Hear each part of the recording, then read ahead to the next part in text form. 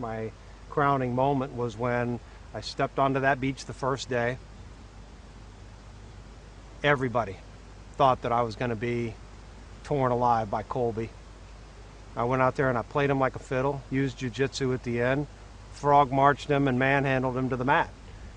You know, that was like my favorite moment because it showed that I was here to play on a number of levels. I was indeed going to make my weaknesses my strengths. And I think that the target that was on my back from the first minute that we stepped out there was erased because of that moment. Hope would always spring eternal with me, thinking, okay, we fiddle farted around, we've mucked around enough, we've lost back to back to back to back challenges. Certainly this tribe is going to wake up and see that Courtney with a sprained ankle, or Sandra, who had to be drug along the challenge that day, would go home, which is why I was blindsided, because I didn't realize that. Surely the tribe was voting out people that deserved to be there. Surely the tribe had no respect at all for any part of the game other than strategizing. Certainly the tribe of villains had no respect whatsoever for self-discipline or the art of survival. I adapted, and I tried to adapt to that while still carrying my standard, and it wasn't enough. I feel like I'm the biggest failure because I want to give everything that I have. It doesn't matter to me that people around me don't want to reciprocate. Again, why that one night I was like, I give everything to everybody. I give my heart and soul to this game, to everybody around me, and to have that not reciprocated. And Tyson's advice to me, don't wear tribal feathers in your hair when you go to tribal, and stop telling your stories. Nobody wants to believe them. Maybe people do, but the one or two people that don't will ruin it for everybody and plant seeds of doubt to everybody. And that's what he told me. And he was like, I will coach you through this. And I thought about it. I thought about it for about 15 seconds. And I said, nobody is going to change who I am. You can't, nobody else can, except for yourself. So I was not going to play and conform to everybody else. But I did play more heroically. I did play this game not for the fact that I went all the way to the end and won the ultimate prize. Sometimes the ultimate prize that we set out is not the ultimate prize that we want or need. And the greatest, I think, the greatest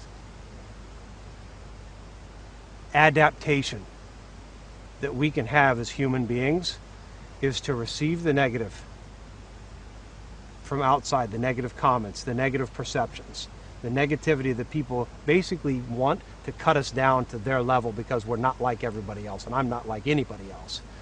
But to take that negativity, to put it through a filter, and then use it.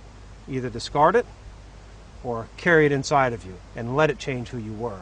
And I realized when I got back from Brazil that the man that I was 10, 15 years ago when I was kayaking was not the man that I had become, and certainly not the man who I wanted to be.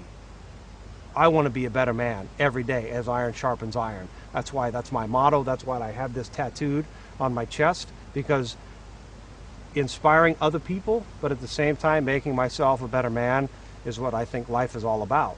So taking that negativity, not letting it break me, but saying, you know what? I'm going to take those things. Let me be more chivalrous. I don't want to be, misogynistic. I want to be chivalrous because that's who I am.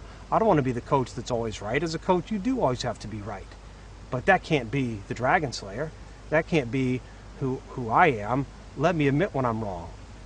Let me not be bandying about this banner of saying, let's take the strongest to the end. Oh, by the way, I'll kind of go in the back door because I'm not one of the strongest. No.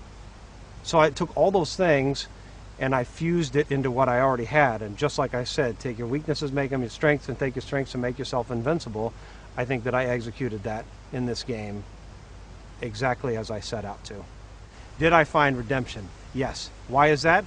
Because like a sword, tested and trued, a sword that goes into the fire that forges the character, you say to yourself, and the sword says to itself, and the knight that holds that sword says to themselves, I think this is ready for battle. But do you truly know until that sword and night have tasted blood of battle.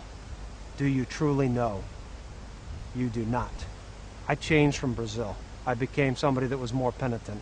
I became somebody who was a more valiant warrior in challenges. I became somebody who was not always right, who was not always condescending. But was I truly? Because those were times of comfort between Brazil and here. Times of controversy and change, the battle itself, I tested myself in this game. Did I ring true? Absolutely, I humbly think so.